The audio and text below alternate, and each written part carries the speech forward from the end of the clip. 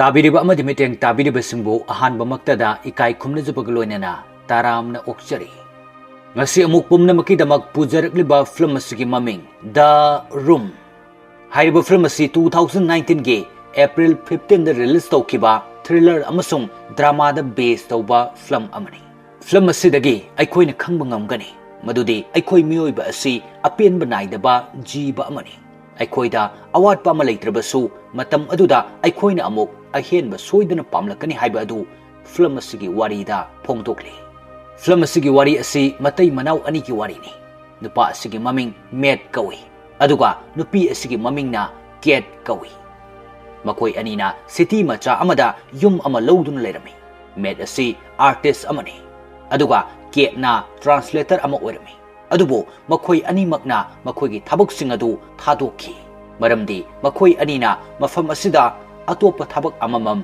taunana ba haiduna makoi anobo yum asigi manakta atopa yum amata leite makoi yum adu yamna chawi amasung yamna su phajarami makoi anina yum adu check tawbada tonganba room ama thengnarami hairiba room adugi so makoi ne pochai singi maraktagi phanglami makoi anina room adu hangdungna ba haiduna tawbada yumgi maising adu amuk ngan tawduna khablaklami aduga mai adu mutki mathangi numita makoina mai semna ba haiduna mi ama kaurami aduga yum adugi makha thangbada changduna yengbada yamna ngaklami maramdi mafam aduda wire ngakta ngairami mai semba nupa aduna wire adugi corner amata thiba phanglamde yum adugi mayai mapada kangkhong amasu lerami hairiba kangkhong adudadi mai ngalami yumgi atai mafamda mai adu laktrabasu mai semba nupa adu wire mayam ubada sempham amata khangdana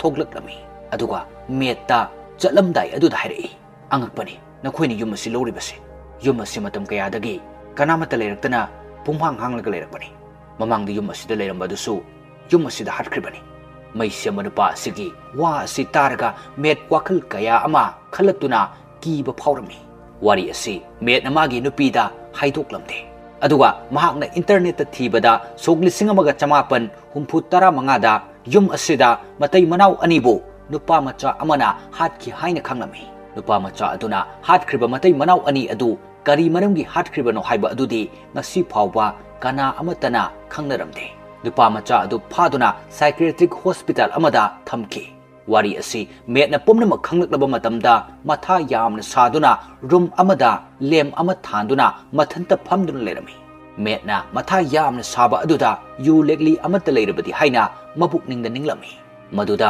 met ki manakta leiriba lem adu khaplam laga mutkhi aduga ngaihak leiraga lem adu amuk ngalaklami met ki mamangda mahakna mabuk ningda ningjakhiba yu lekli adumak leirami madu uraga met yamna kirami metna yu lekli adu tapna lokhalami mathangi numita ketna ayuk hawatuna yengbada maising adu khaplami maduda ketna metpu thiduna lakpada room aduda changlaklami room aduda angak ko pochai kaya ama leirami madu uraga ket ngaktuna yengami metna keta yamna haraun hari room asida nahak ningjaba khuding phangani nangi apamba ma ningjaduna yengo ketna met ki wa adu taraga magi afawa thabak ama ningjarami maduda metna amuk hari room asida nahakna thabak ningba do phangloi posak oina ninggadabani ketna amuk mabuk ningda paisa oina ninglami maduda mai adu amuk khaplamlaga mutki amasung ngaihak leiraga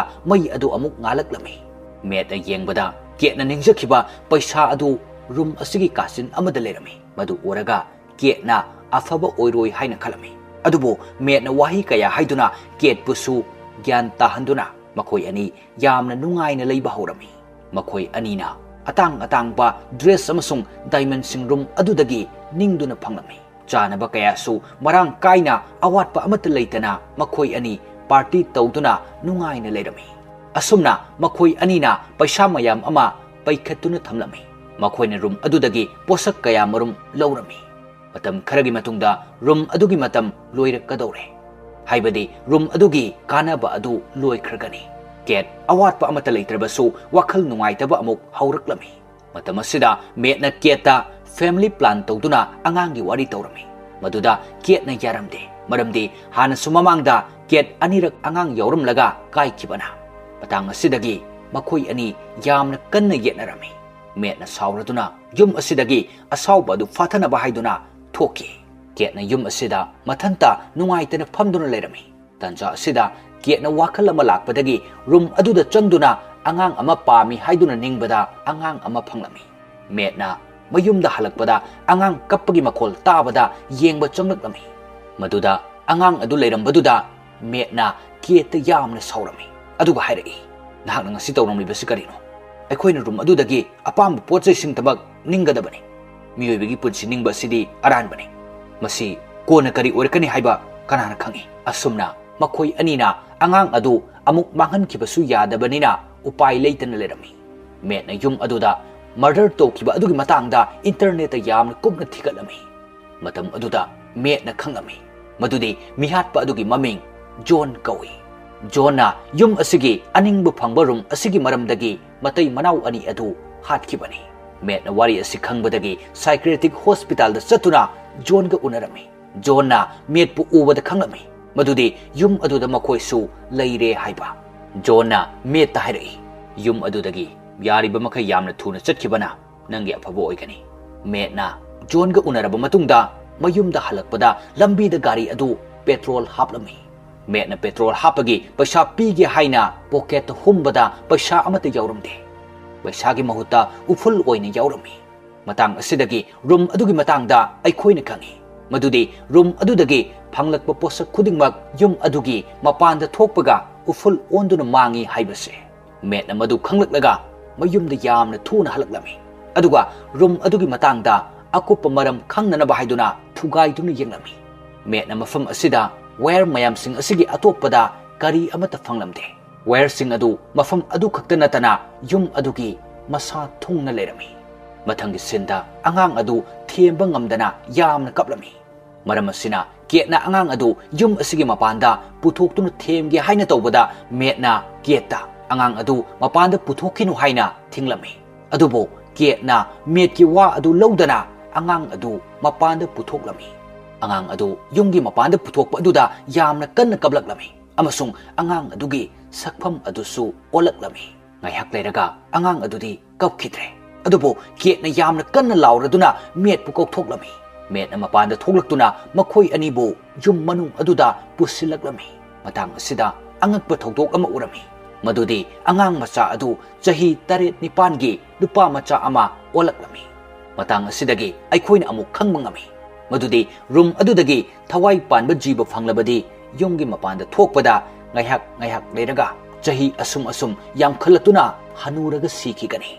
Maram asidagi makhoina nupa macha asi senaduna yumgi mapanda thokhandana thamba tarami. Pumnamak asigi maramda ketna khanglakpada yamna angakpa ama phawrami. Met amasung ket marai yetnaduna room phawba tongan leinarami. Ketna nupa macha adu masa sakna luna khanjarami. Nupa masa asigi maming sen haina kawi. Ket ayamba matamda sen ga punna leirami. Metna magi room adu black amasung white machu sanglami. Sen yengbada angang masa ataiga chap manarami. Adubo yum adugi mapanda thokpadi yaramde. Sen gi maramdagi ayamba matamda metka ketka khanaduna ta leirami. Nongmadi metka ketka yamna khanabana maram oiraga sen tumdana ahing chuppa adu koisat chatuna leirami. Sen asum lakpada yum adugi makhada leiba kangkhong adugi manakta laklami. Sen magi maramda pumnamak tapna khangba horaklami. Sen room adudasu changlaklami. Matam asida mahakna matau karamna mafam asida laki amasung mangonda power kayasu yauri haiba khudingmak khanglami. Mathangi numita sen mahaki wakhalna room adu yamna chawba garden ama oina semlami. Aduga upambi achawba kayasu hauhallami. Sen snowman su semlami. Sen gi matau adu uraga ket yamna haraujarami. Amasung mahakna hek pokjaba machamakni haina khanjarami. Adubo met nadi sen bu uraga yamna sawnglami. Amasung sen mahaki power sizinaduna mahaki apamba kudimak tawba ngamgani haiba khanglami. Maram asina met na sen bu makhut paiduna pusilaklami. Tanja asida psychiatrist hospital dagi John phone tawraklami. Aduga asengba wari adu lirai. Aina yum aduda matai manau ani ado hatkibagi maram adudi. Makhoi anina room adudagi angang ama ningjaki. angang adu atai kana su nate ai hakni aina chaurlaba matungda yunggi mapanda thoktuna miyoi ba amagumna aisu hingningki adubu athingbu leikibana upai amata leramde nongmarum aduda chatpada aina khangai madudi aina malem asida hingduna leige hairabadi malem asida aibu purakhiba makhoibo hatlabadi aisu miyoi ba amagumna hingba ngamgani haiba maram asidagi aina matai manau ani do hatkibani maram asina aibu jail asida thamlakhibani John amasung met ki wari pumnamag asi kiet su tarami kiet na wari asi khanglakpadagi yamna saunimlami maramdi mahakna achouba aranba ama tawkhre haiduna kiet na mayumdagi gari ama thongdoktuna thenglaba ahing phawba halaklamde matam asida senna meta mamagi maramda hanglakpada yamna sauraduna asengba wari sing adu lirai nang asi aikhoina room adudagi ningjaduna phanglakibani karigumba nang yum asigi mapanda thoklabadi minute manga fawada nangsi